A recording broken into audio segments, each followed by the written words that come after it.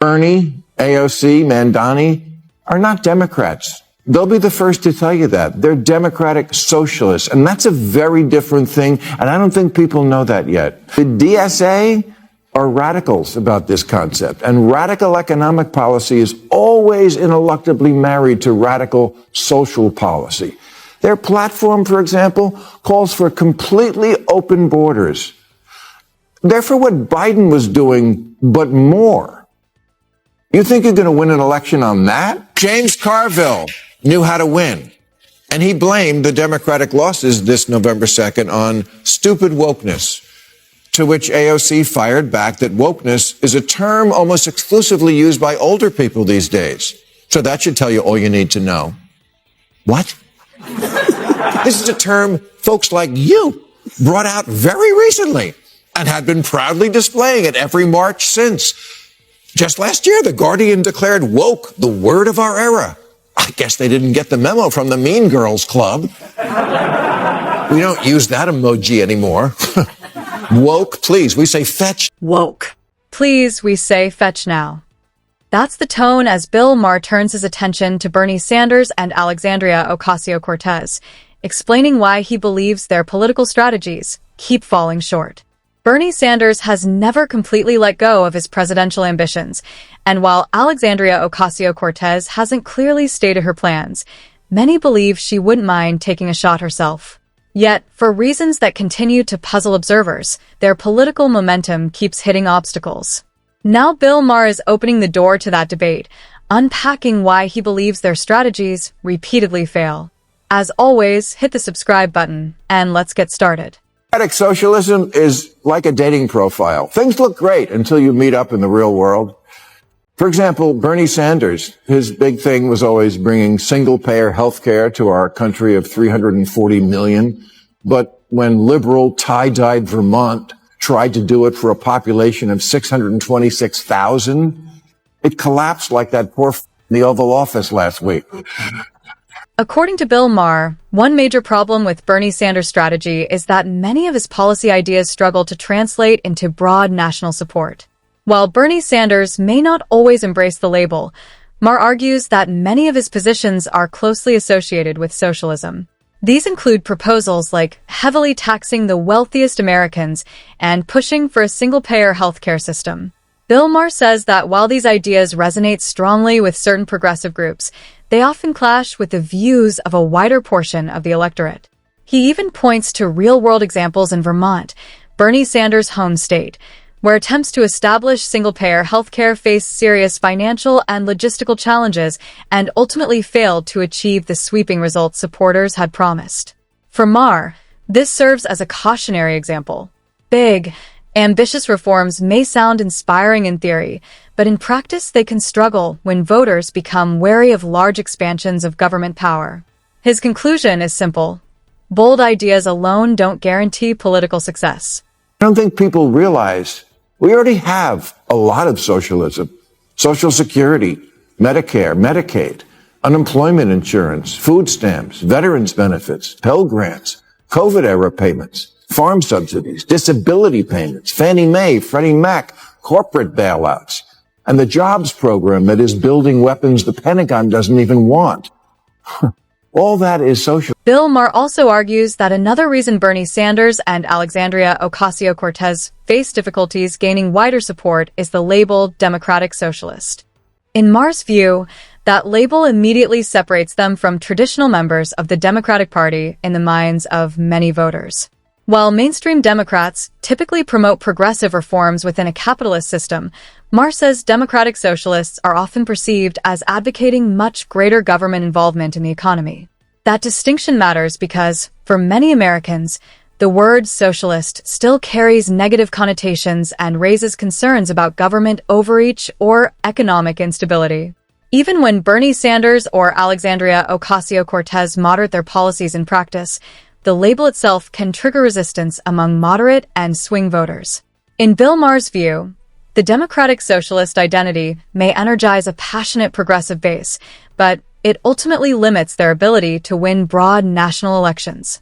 SA are radicals about this concept. And radical economic policy is always ineluctably married to radical social policy.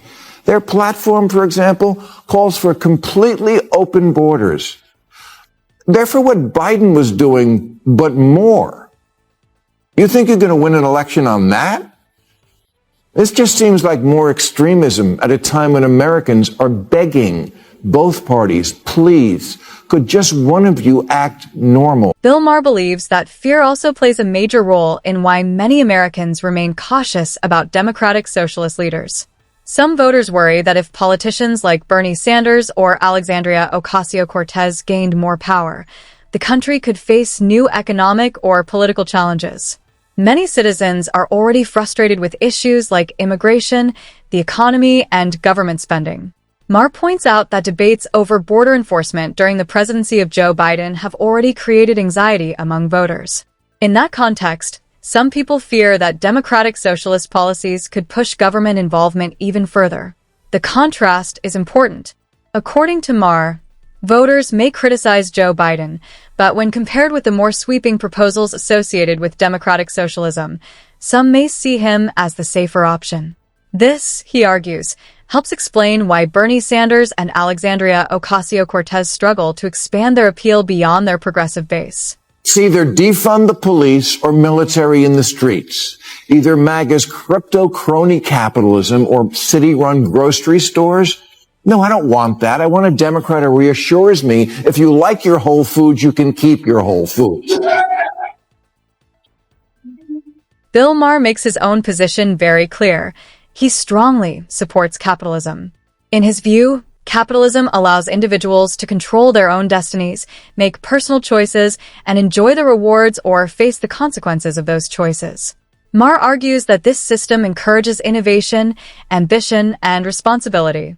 For many Americans, this belief lies at the heart of the American dream, the idea that anyone, regardless of their background, can achieve success through hard work and determination. In Maher's opinion, socialism risks weakening that principle by placing too much power in the hands of government institutions. By defending capitalism, Bill Maher says he's supporting a system built on freedom, personal accountability, and the opportunity for every individual to shape their own future. Lex Vanberger once said about Biden's presidency that, quote, nobody elected him to be FDR. They elected him to be normal. Normal! You know, at this year's DSA convention, or as it's commonly known, Comic-Con, get this, you had to submit a photo of a negative COVID test to get in 2025. Yeah, no one wants to do that shit again. We've had enough of Trump's macho bullshit and also enough of politics. Another criticism Bill Maher raises is that Bernie Sanders and Alexandria Ocasio-Cortez sometimes appear to follow activist pressure instead of leading the conversation themselves. Maher points to events like the Fight Oligarchy rallies where both politicians have spoken to large crowds of progressive activists protesting corporate power and pushing left-wing policies. During these rallies, Bernie Sanders and Alexandria Ocasio-Cortez often amplify the energy of the crowd rather than redirecting it toward broader messaging that could appeal to moderate voters. In another situation, activists at a rally criticized both politicians for not taking a strong enough stance on the Israel-Palestine conflict. Instead of setting the tone themselves, they had to respond to competing activist demands. According to Maher, moments like these make it harder for them to position themselves as leaders capable of appealing to a wider national audience. Democratic socialists at another of their conventions, they were told to make jazz hands instead of clapping, lest some delegates suffer sensory overload. And also, and I'm not joking, they were told not to be wearing, any aggressive scents. Please don't go into that space with anything that's like an aggressive scent, for instance, right? Because that's going to be difficult for people. Oh, for fuck's sake. Bill Maher believes this pattern reflects a larger problem. He expected Bernie Sanders and Alexandria Ocasio-Cortez to challenge certain activist trends, but instead they often appear to accommodate them. Maher even pointed to unusual activist practices, such as a conference moment where participants were asked to clap in a specific way using silent, jazz hands to avoid causing sensory overload. Maher mocked the situation, questioning how something as ordinary as clapping could suddenly become controversial. More importantly, he wondered whether everyone in the room truly supported those rules, or if some participants simply stayed quiet to avoid criticism. For Maher, political leaders like Bernie Sanders and Alexandria Ocasio-Cortez should guide their supporters rather than adopting every new activist trend. Otherwise, he warns, moderate voters may find the messaging confusing or excessive. Really? This is who the Democrats are thinking of following? You know, Chuck Schumer ain't perfect, but at least he doesn't crumple into a heap when confronted with Chanel number 5. You may now clap in the traditional way. Thank you very much. Interestingly, Bill Maher has also offered unexpected praise for Chuck Schumer, despite criticizing him in the past. Maher argues that Chuck Schumer, as the Senate Minority Leader, at least shows a willingness to stand firm on certain issues rather than giving in to every form of activist pressure. One example he highlights is Schumer's outspoken concern about rising anti-Semitism within parts of the American left. In a major speech delivered in the U.S. Senate, Chuck Schumer condemned chants like "from the river to the sea," arguing that such rhetoric crosses the line from political protest into harmful bias. By addressing the issue openly even when it came from voices within his own party, Schumer demonstrated a readiness to challenge extreme rhetoric. Why is the party that supports so many issues that benefit the middle class still considered out of touch by 62% of Americans? In plain English, nobody likes a snob. Hillary Clinton didn't have anyone on rural research or outreach when she ran in 2016 until the race tightened just before the election. Then they hired one. And where was his office? Brooklyn. True story. Politics is local, not locally sourced. It's not artisan. It's art and stand. Beyond activist messaging, Bill Maher argues that the Democratic Party leadership has become increasingly disconnected from everyday voters.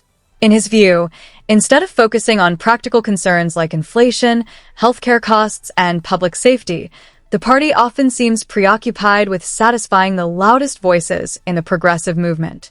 Maher believes this focus on the more radical elements of the woke wing can alienate moderate voters who feel ignored. According to him, too much attention is spent on symbolic gestures and ideological debates rather than practical solutions. If the Democratic Party continues prioritizing activist approval over broader public concerns, Maher warns it could weaken both its electoral success and its ability to effectively represent the people it claims to serve.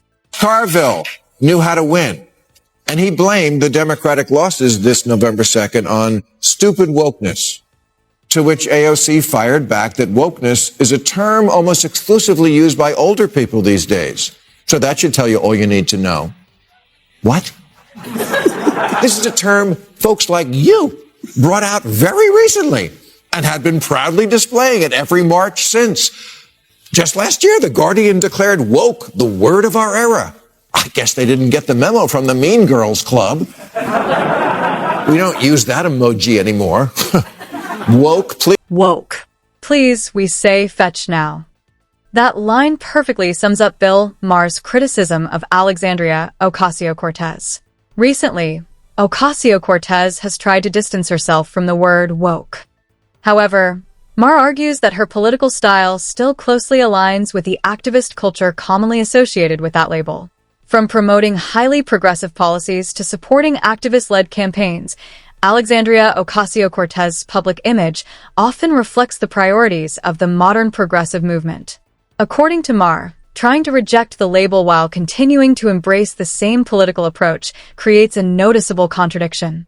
Whether she likes the term or not, her political brand remains closely tied to progressive activism. In the end, Bill Maher believes that Alexandria Ocasio-Cortez's repeated alignment with activist-driven politics keeps her firmly in the spotlight of the woke debate. And with that, we've reached the end of today's video. If you enjoyed it, don't forget to hit the like button and subscribe for more content like this. Thanks for watching, and I'll see you in the next one.